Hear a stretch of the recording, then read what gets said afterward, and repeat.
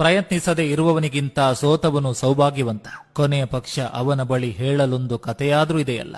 ಕೆಲವೊಂದನ್ನ ಅರಿತು ಬಾಳ್ಬೇಕು, ಕೆಲವೊಂದನ್ನ ಮರೆತು ಬಾಳ್ಬೇಕು. ಹೇಳುವವರು ಹೇಳಲಿ, 1000 ತರ, ನೀನಿರು ನಿನ್ನ ತರ. ಯಾರೋ ಏನೋ ಅಂದುಕೊಳ್ತಾರೆ ಎಂದು ಹೆದರಿ ನೀ ಬದುಕಬೇಡ. ಆಡಿಕೊಳ್ಳೋರು ಯಾರು ಬಂದು ನಮ್ಮ ಜೀವನ ನಡೆಸೋದಿಲ್ಲ. ನಮ್ಮ ಜೀವನವನ್ನ ನಾವೇ ನಡೆಸಬೇಕು.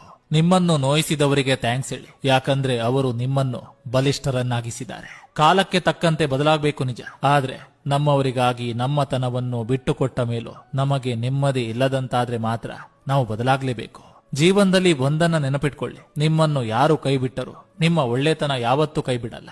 ಅತಿಯಾದ ದೊಡ್ಡ ಸಂಪತ್ತು ಅಂದರೆ ಬುದ್ಧಿವಂತಿಕೆ, ಬಲವಾದ ಆಯುಧವೆಂದರೆ ತಾಳ್ಮೆ, ಅತ್ಯಂತ ಉತ್ತಮ ರಕ್ಷಣೆ ಎಂದರೆ ನಂಬಿಕೆ, ಅತ್ಯಂತ ಒಳ್ಳೆಯ ಔಷಧಿ ಎಂದರೆ ನಗು, ವಿಸ್ಮಯವೆಂದರೆ ಇವೆಲ್ಲವೂ ದುಡ್ಡಿಲ್ಲದೆ ಸುಲಭವಾಗಿ ಸಿಗುವುದು.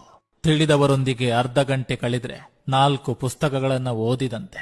ಯೋಗಿಗಳೊಂದಿಗೆ ಅರ್ಧ ಗಂಟೆ ಕಳೆದ್ರೆ ಅರ್ಧ ಬದುಕನ್ನೇ ದಾಟಿದಂತೆ. ಭಯಪಟ್ಟು ಕುಳಿತುಕೊಂಡರೆ ಬದುಕುವುದು ಅಸಾಧ್ಯ. ತಪ್ಪೋ ಸರಿಯೋ ಹೆಜ್ಜೆ ಹಾಕಿ ನೋಡು. ಗೆದ್ದರೆ ಮುಂದಕ್ಕೆ ನಡೆಸ್ತದೆ, ಸೋತರೆ ಮುಂದೆ ನೀನು ಏನು ಮಾಡಬೇಕೆಂದು ಕಲಿಸ್ತದೆ. ನಿನಗೆ ಎಷ್ಟೇ ಕಷ್ಟಗಳಿದ್ದರೂ ನಿನ್ನನ್ನು ನೀನೇ ಸಮಾಧಾನ ಮಾಡಿಕೊಳ್ಬೇಕು. ನಿನ್ನ ಕಷ್ಟಗಳನ್ನ ಬೇರೆಯವರ ಜೊತೆ ಹೇಳಿಕೊಳ್ಳುವುದರಿಂದ ನಿನ್ನ ಬಗ್ಗೆ ನೋಡಿ ನಗ್ತಾರೆ ವಿನ ನಿನ್ನ ಕಷ್ಟಕ್ಕೆ ಸ್ಪಂದಿಸುವ ಮನಸ್ಸುಗಳು ಸಿಗೋದು ಕಷ್ಟ.